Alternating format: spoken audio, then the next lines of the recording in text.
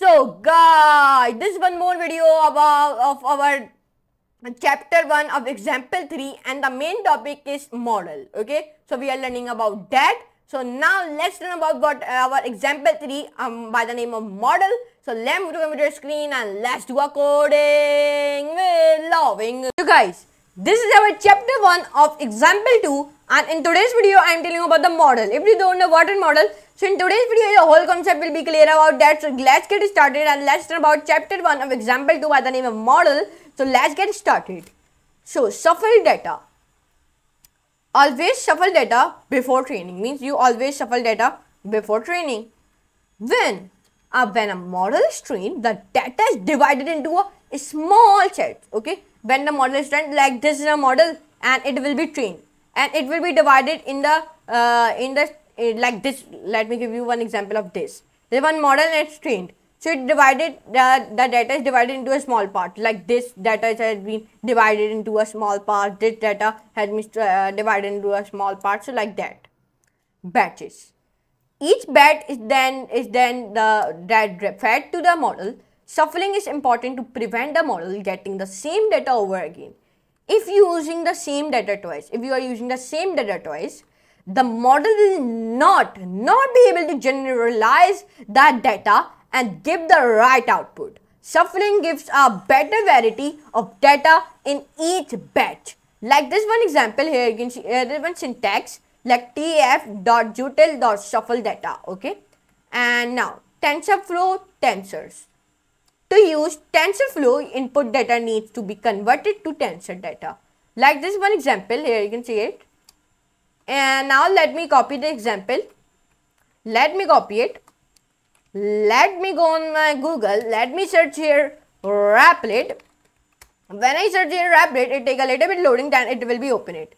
And then when it will be open it, so then what you can do, you open your HTML file. Then when you open your HTML file, so it take a little bit loading, then it will be open it very easily as. So then now it take a little bit loading, now it has been open it. So what you can do, you paste it in here and then run it. When you run it, so now let me show you. Control R, reload it. Then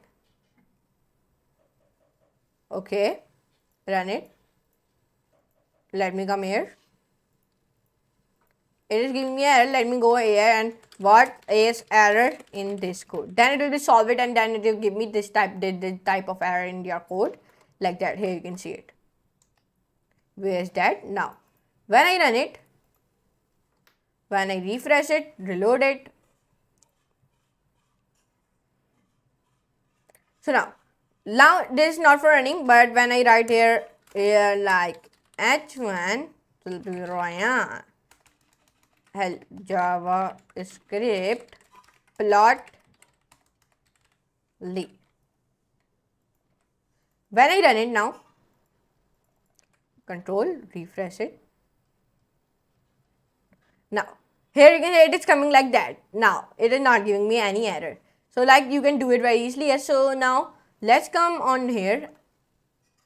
Data normalization. Data will be normalized before begin use in a neural network. A range of 0 to 1 using min-max are often best for the numerical data. So this one syntax has been showing you. Here you can see it. TensorFlow model. A machine learning model is an algorithm that produces output from input. This example uses 3 lines to define an ML model. This example, okay, they used to define an ML model. Okay, these 3 lines. They want let me copy this and let me paste it here. Now when I go here, sequential ML model. Like this one example, in this example it creates a sequential ML model. In a sequential model, the input flows directly to the output. Other models can have multiple inputs and multiple outputs. Sequentially is the easiest ML model. It allows you to build a model layer by layer with wide weights that correspond to the next year. TensorFlow layers. Let me give you some TensorFlow layers.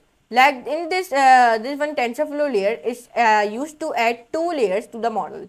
Okay, this function is used to add two layers to the model, and this function and used for is a layer type that works in most cases. It multiplies its inputs by weight matrix and adds a number biased to the result.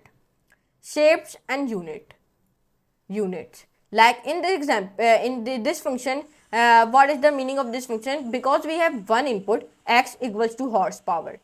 What is the meaning of this in this function? It defines the size of the weight matrix, one weight for each input x value. Now let me tell you what are compiling a model. Compile the model with the specify optimizer and loss function. Like this function, okay, like this type of function. The compiler is set to use the SGD optimizer. It is simple to use and quite effective. Mean squared error is the mean squared error is the function we want to use to compare model predictions and true values. Okay, so here you can see it, this very small video. Okay, so in today's video we learn about what are in the chapter 1 example 2 by the name of model. Okay, this is one of our chapter 1 of example 2 by the name of model.